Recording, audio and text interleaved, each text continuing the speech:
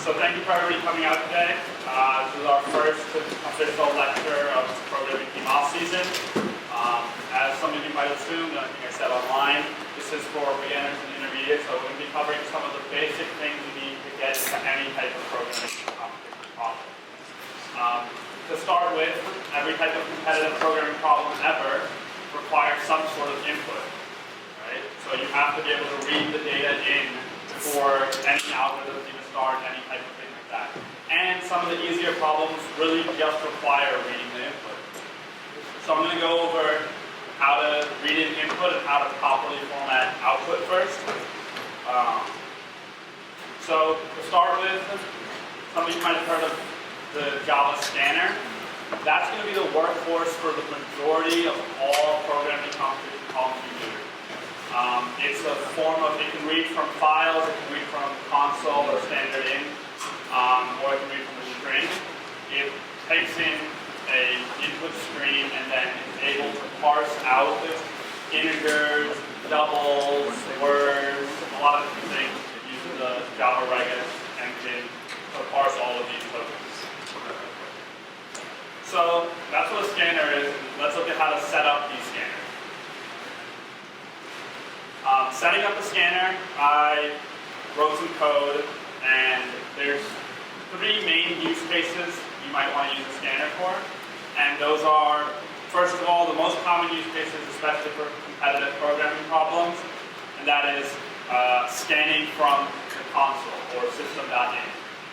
So that's when, if you've ever run a program in Eclipse or anything like that, the little console you can type in once it comes up, or if you're typing in input from the command line, all of that uses system.in. And so what you do is you declare it as new scanner and pass in the input stream that you're going to be scanning from. So the first example is just standard input, and you do new scanner system.in. Another thing you can scan from is a file, so a text file, an input file, anything like that. And for that, you do the same thing, new scanner, but instead of doing system.in, you're going to do new file and then the text file or the file you're trying to scan from. For that, you might need to add in that your method throws in a file not found exception or wrap it in a try catch, because if the file is not found, the Java's not going to know what to do, and it'll throw an exception. And then the last way, this is something that most people don't use often, but it's very useful, especially when you're doing something like nested scanners. And I'll show an example of that later. And that's called scanning from a string. So you can just pass in a string to the scanner, and then the scanner will start reading in tokens from that string, the same way we do from system.in or a file. And the nice thing about that is, for example, say you're trying to read in like a line of text, but you want to break that line of text into smaller parts. You might use one scanner to read an entire line, and then use another nested scanner to start scanning in pieces of that line, part by part. And that's something that's a lot harder to do just using one scanner, but you can nest them in a way that lets you do that. So now that we know how to set up a scanner, what are some of the methods or the useful methods that we use in scanners? The main, I guess, it's the same pattern for all early types, and those are, there's generally a method called hasNext, some type, and then also just the same thing without the has. So for example, you have hasNext line and next line. hasNext, next, hasNext int, next int, hasNext double, next double. And so what does that do? The hasNext returns a Boolean and tells you if the next thing in the scanner, if there's an int or a double or there's still lines left over, to keep scanning in. So this is really useful when you have an indeterminate size of input. So you have a list of names, but they don't tell you how many names are going to be up front. What you can do is you can use the while loop and do while scanner.hasNext. Or if you want to check if the next thing coming along is an integer. And then the next part, the next line, next int, next double,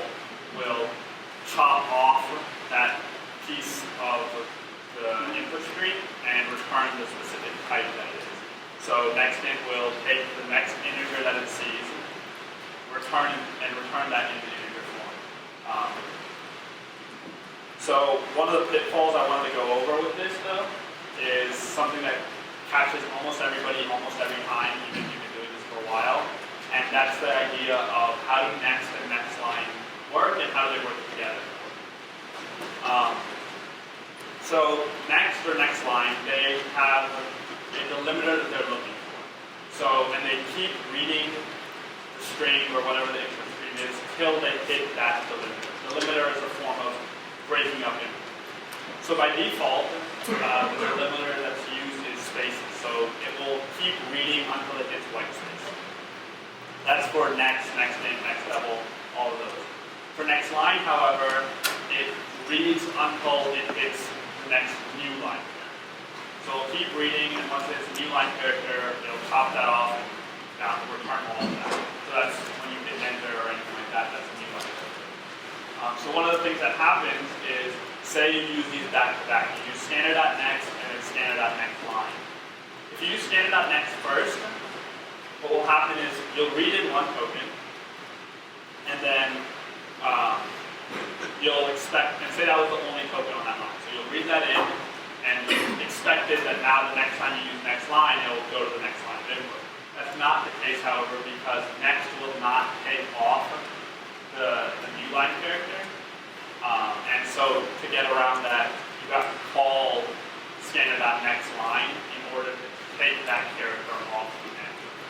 And that'll be more, I guess, it'll show itself in one of the problems that we'll be doing after this practice problem. So I just want to put that as a heads up. The next thing, I just talked about scanner delimiters, and a delimiter being what the scanner stands for, like stands up to. So it'll read up till this delimiter, and then I'll stop and cut off right there. So by default, it uses white space tab or new line character in the case of next line. But what if you want to change that? What if you want to read, say, comma separated out? So you have a list, and instead of putting spaces between each name, the input decided to put in commas. What you can do for this actually is you can change the delimiter that's being used. So you can say scanner.use delimiter and then pass in the pattern that you're going to scan until. So in this case, if we pass in a comma, the scanner will now scan until it hits a comma and then return back the chunk that it read up to there. You can use, this gets really powerful when you start using regex instructions. So you can do some pretty complicated regex instructions and scan big tokens up to that, but regex instructions are kind of past the scope of this. But it's just good for them. So that's the main workhorse of inputting in text. So when you have a competitive programming problem, it'll come up and it'll say, this is the format of the input, and so you have to design your standard to read that input in properly. Well, now we'll go over a little bit of how to output. So, obviously everybody should know print and print line. Those are the main two things that you use a lot, and I won't be covering those today. But what I will cover is printf. Printf stands for formatted printing, and it's a way of passing in a template and then printing to match that template. So you'll say system.printf, and then you'll pass it in a template string. That template string will hold information about how you want to format your output, and then you'll pass in parameters to fill in those templates. So the example I give here is system.out.printf, and then the first argument to that is the template string. In this case, the template string is %d and then %.2f. So what do these mean? And then I pass in num1 and float1. So %d stands for an integer. %f stands for a float or a double, and %s stands for strings. These are the main ones that we use. And what it'll do is it'll say, okay, now I'm going to look for an integer, and then I'm going to look for a floating point number, and paste them in and make them look like this. So you can add text around them, you can add commas between them, and one really powerful thing to do is if you do .2f, you can do like special formatting thing. So in this example, .2f will automatically round to the second nearest decimal place. So if you .2 will truncate to 2 decimal places, .4 will truncate to 4. And this is a really useful thing as you see in one of the problems when you're trying to do, output your answer rounded to 2 decimal places. So these are the main template parameters, and then special formatting. So as I said before, you can add special formatting to each parameter.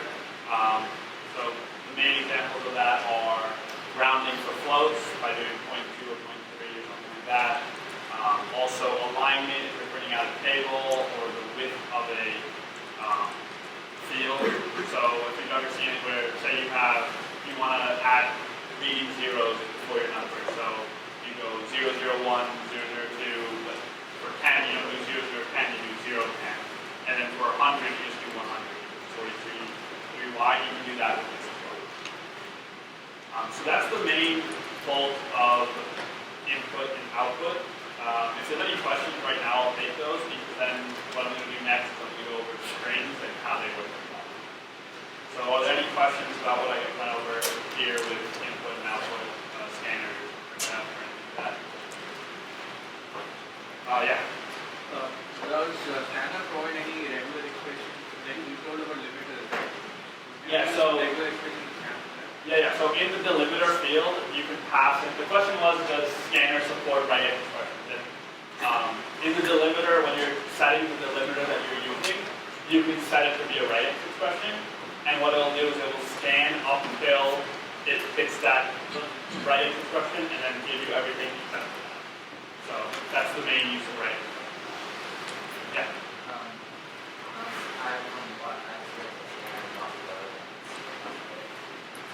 So string.split, I don't know if I'd say that's a lot faster. And the reason we don't recommend using string.split in programming teams is because it's very open to having issues, such as like if you have extra spaces or anything like that. If your delimiter isn't perfect, then it will add in extra things. Scanner, the point that scanner is kind of slow is true, because the way it doesn't buffer in what it's reading. And so for some certain problems where you have a lot of input coming in, you need to use like buffered readers, and we have a fast scanner implementation that we have on the website. For most problems that you'll see, you won't need to worry about that, but it is true. They are a little bit slower. Any other questions? All right, I'll go over to strings now.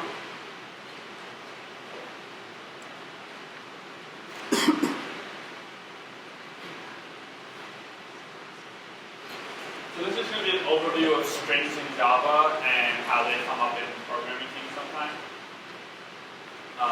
One of the first things to note about strings in Java is that they are immutable. Immutability means that once a string is created, it cannot be changed without basically constructing a new string. This causes a lot of the string operations you would expect to be instantaneous and they go one time to actually be pretty slow, because you have to construct an entirely new string every time you do one of these operations.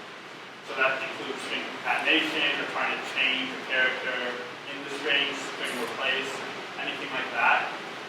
It's going to be a lot slower because it has to construct an entirely new string. That's the main thing, and I'm going to show how that comes up in a problem.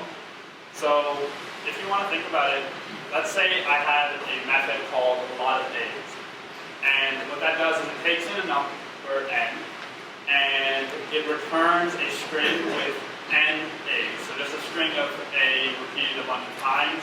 So, for example, if I called a lot of a's for 5, it would return a. And how would you do that? And I guess the most naive way of doing that would be to use string concatenation. For example, you would declare an empty string up here, then you would do a for loop looping up to n. At the each step of the for loop, you would add on a single A, and then you would return that string. So what's the running time of this code? A lot of people would think it could be big O of N, because, or big O of N is kind of, if you don't know what big O means, that means it takes one pass and it just builds up the string, one operation at a time. But actually this line of code takes quite a bit of time, because every time you do temp plus A, it's not just adding A onto the end, but rather it constructs a completely new string, copies all of temp into that string, and then adds on A. So every time, especially like say you have a 1,000 character string, you're copying this entire string into a new spot in memory, and then adding A on. So the actual runtime of this code comes out to be big O of N squared, because string concatenation is a big O of N operation, giving you the mutability of string. But obviously that's a little too slow, and there should be a way to fix that, a way around that, and that's where the StringBuilder class comes in. So StringBuilder basically operates as a mutable string, and it lets you, as the name implies, build up strings and do modifications on them, while still maintaining a fast, efficient way of doing it. So we can add, we can remove, we can modify certain characters a lot faster than we could with just this string. And some comparisons between them. If we're appending to a string, it takes big O of N, for the same reason I specified where you have to copy the entire string over. Whereas if you do it with the StringBuilder, it just adds it on to the back of it, using basically how an array list works with them. If you're removing from the end, or you're changing a character in the string, built in a StringBuilder, it'll be all instantaneous time, constant time, so it takes one operation, whereas with strings, all of these take big O of N, because you have to first copy the entire string over and then do the small change. So just to show you that in example, same code, but now using a StringBuilder. Instead of declaring an empty string up here, what we start with is a new StringBuilder, then the same for loop, and at each step, instead of adding on an A, we do temp StringBuilder doesn't append A. And that way we can just keep appending them, and when we're returning, we return temp.string, so that at the end, the final step, it will finally take what the StringBuilder has built up, convert that to a string, and then return that. So that takes the big O of N code that we had, and instead converts it into a big O of N. It wasn't squared, it is now N.